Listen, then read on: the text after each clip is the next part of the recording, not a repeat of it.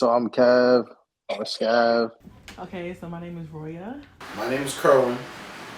Some people know me as Kirby. All right, was good. My government, you know what I mean? Eric Stewart, you know what I mean? But all the homies call me Big E.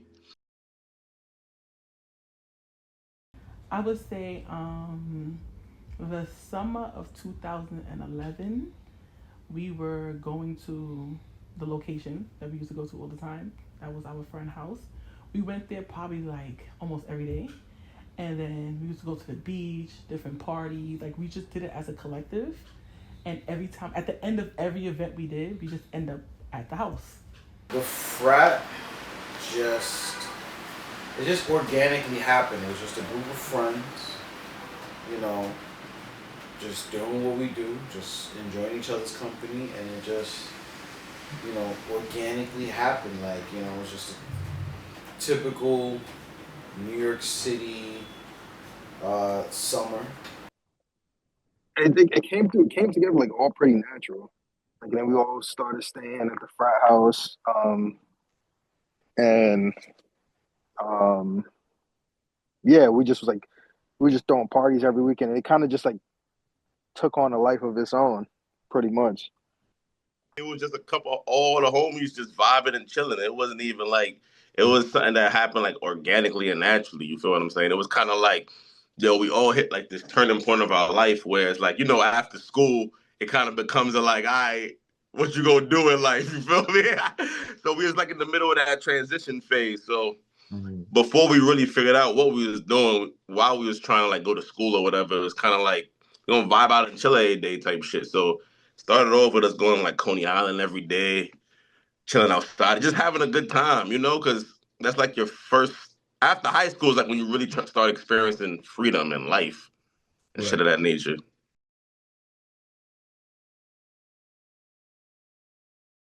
So there weren't necessarily any early parties, but like I said, the collective group of us that would hang out, we just naturally tend to vibe, and we created our own vibe, no matter where we went. So it was just like I said, it was just a free spot, you know, um, that basically no matter what time, of the day or the night, you could just pop up and something's always going on. People playing cards. But what made it the party scene frat house was when the person that was living there, he ended up on house arrest. So he was the guy to go strip clubs and parties and this and that. But because he couldn't do it, he couldn't pass his front door. We decided to have parties at his house now. We kind of sort of brought the party to him. So for his entertainment, and it became all about entertainment at one point. So that's where the frat started. Drinks were always involved, which is what I believe is part of the reason why it was considered cold. It was considered the frat house because it had that had that kind of vibe to it. You know, you know, red cups everywhere, empty cups everywhere, empty bottles. A lot of day drinking. People passed out from drinking the night before. But as far as the evolution of parties, so like I said, it would go from like just hanging out to every now and then there would just be a random party. Yo, for me, it might be different. The moment might be different for everybody else in the frat, but for me, it was like I forgot where I was at. I think I was in Manhattan, and um, one of my homies that I was telling him, "Yo, you should come through to one of our parties or whatever." His friend had already known about the parties, like some random dude that I've never met in Manhattan. So, um, I think that was like a moment for me as far as the parties, right? As far as us like people hearing about it. But then you also had like the music stuff too. So and the music was a big part of it because we played at our parties. A lot of people knew the music that I made, and like just hearing people, like a lot of people tell me like, yo, I should have did more with the music and all this stuff, but like bumping into people and people like appreciating my music and people quoting the shit that I say and stuff like that. I think like those are the moments that was like, yo, this shit might be something. Um, yeah, it just might be something big, bigger than what we think. Some of us that were involved in the frat house had they were big into music and to the point where they were buying recording equipment and taking themselves pretty seriously, you know, in pursuing, I guess, a music career, if you will. So at the time, World Star was like the biggest thing. Like I know now we got the Shade Room. The Shade Room had nothing on what World Star was in the early 2010s. So the goal was to get like I feel like World Star was like the ticket to success, at least in the hood. So that was like the ticket to success. So we made over what song was that? The Plank. So at the time, everybody was that was like the last. You could say that was a challenge because that was one of the plank challenge. So everybody was planking everywhere, posting their planks, posting their planks. So we was like, we should make a song. Like I said, we was doing music. So they decided to make a plank song, which I thought was it's a great song. A great song. Planks on planks on planks. Planks on planks on planks. All right, my name is Ricardo Hudson. Ricky, I go by. We had a song called Planks on Planks on Planks, and just started going through the whole motion of planking and just started I guess planking on everything. Planks on planks on planks. Planks on planks on planks. Planks on planks on planks. Planks on planks on. We went to the supermarket. I forgot which supermarket. We were trying to buy shit at the barbecue or whatever. And it was me, Kev, and Lois. We was outside the supermarket. And then me and Kev, we planked on like the carts or some random stupid shit. And I was we was planked on a cart and pushing it through the, like we was doing dumb shit. And then we was running through the supermarket like being idiots, just planked on it on the cart or whatever. And then from there, it was me and Kev, we take different random shots, like, yo, we gonna plank right here.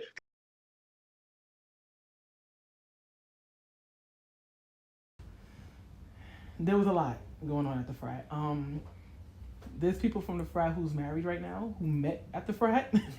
They're married now. I would say a couples. So, from your perspective, were there any like love stories, any relationship that transpired because of the frat? What do you mean?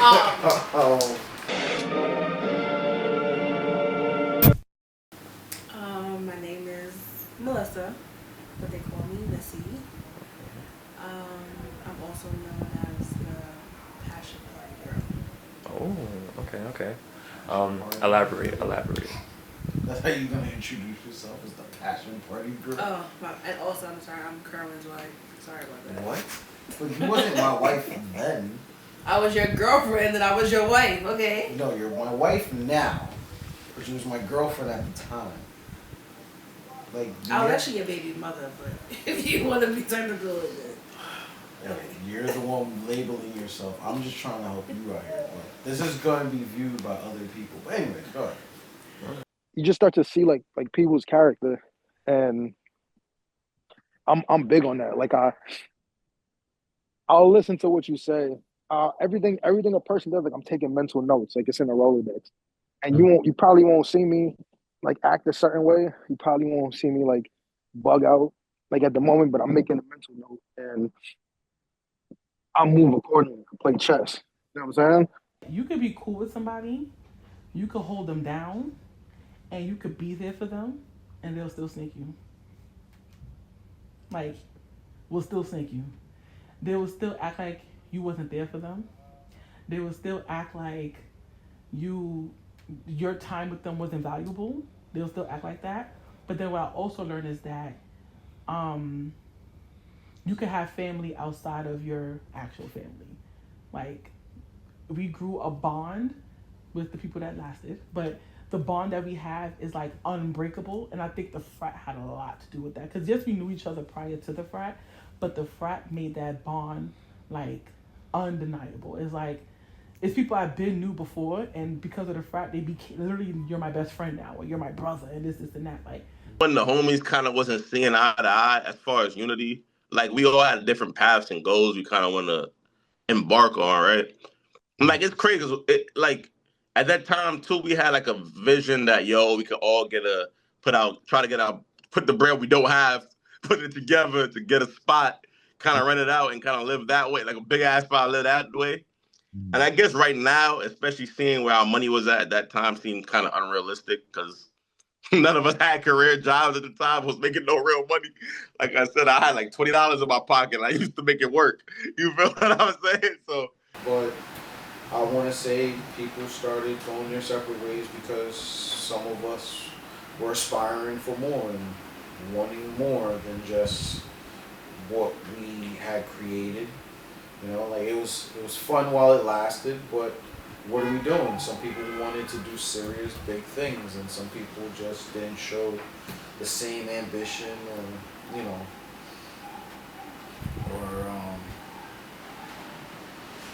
or yeah, they just probably didn't just show the same ambition or support.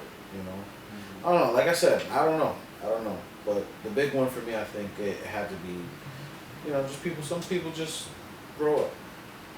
Not to be redundant.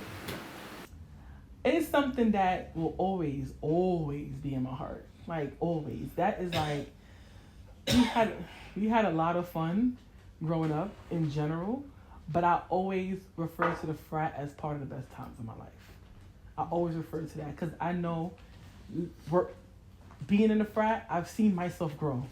Like in the frat, I see myself grow from, even though it's not a good transition, but not drinking. Like I never used to drink like that, to like pouring cups for people and downing cups and this, that, and that. To transition from that to like I can't even drink anymore. So it's just a point of my life where I could always refer to that I had fun, and my fun was this. Like I could always refer to that. Like this was fun. Like y'all don't even understand that we created something out of nothing. Like nothing.